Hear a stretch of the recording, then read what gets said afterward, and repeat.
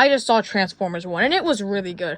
This will be a spoiler-free review, but I'll be talking about anything that shows up in the trailers, and I'll be playing clips from the trailers throughout the video. So if you're trying to go in this movie completely blind, then I would watch this video another time after you've seen the film. Moving on. Now, I really wasn't that excited for this movie and its later sequels, but after seeing it, I need more. Now, Hasbro, please.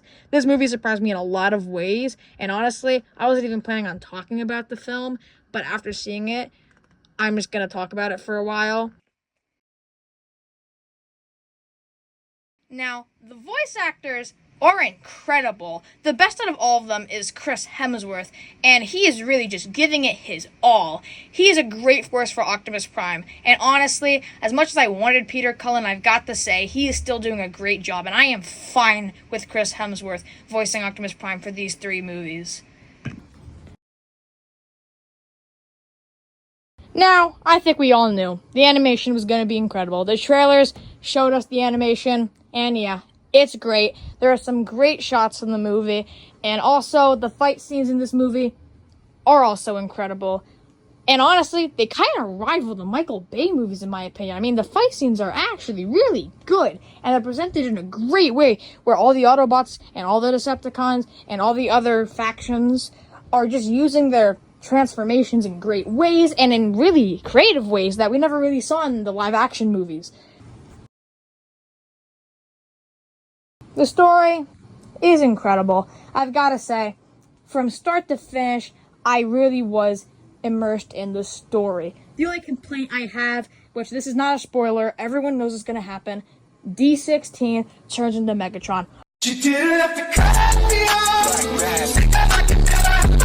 We were nothing. I don't even need your love, but you treat me like a stranger, and I feel so low. And to be honest, it just wasn't really that believable. He finds out a certain thing that I'm not going to spoil, but a lot of people could probably figure it out.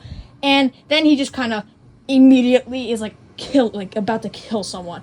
And it is really just, I don't know, but it's still good.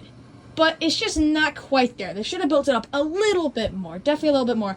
I know the movie isn't exactly the longest, so they don't have a lot of time, but they still have a decent amount of time where I think they really could have built it up just a little bit more. My last and final thing I just want to say real quick is the ending. Without spoiling anything, the ending, well, although it does feel like the movie is over and that they got to the finale, it really just doesn't really solve all the problems. And I know there's going to be 2 more, so I know that they have to leave some gateways open. But to me, it just felt like it's almost like an incomplete movie. Not as bad as Across the Spider-Verse, where in that movie, I really feel like I have not seen that entire movie yet. I was really getting into it, and then it just kind of ends, and I'm just like, oh.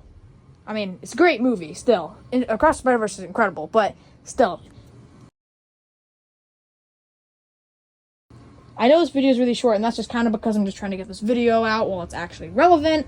And also, I am working on a lot of other projects right now, like the Deadpool Wolverine review, which is going to be longer. I don't think it's going to be as long as, Into the Bayverse Part 1, and I am still working on Into the Bayverse Part 2. Not that much, because I am focusing on these other projects, but after Deadpool Wolverine review, and also after Getting Loose with the Boys 3, I am going to most likely do Into the Bayverse Part 2. To wrap this whole review up, I give Transformers 1 a 9.5 out of 10. There's just a couple of small little negatives in there where I just can't give it a perfect review, but it is still an incredible, incredible film. So go watch it, because if this movie doesn't make a lot of money, then we're not going to probably get a sequel, which would really suck. So go see it. Also, I think this movie's actually going to make people realize that Megatron's actually a really good villain and kind of a menace.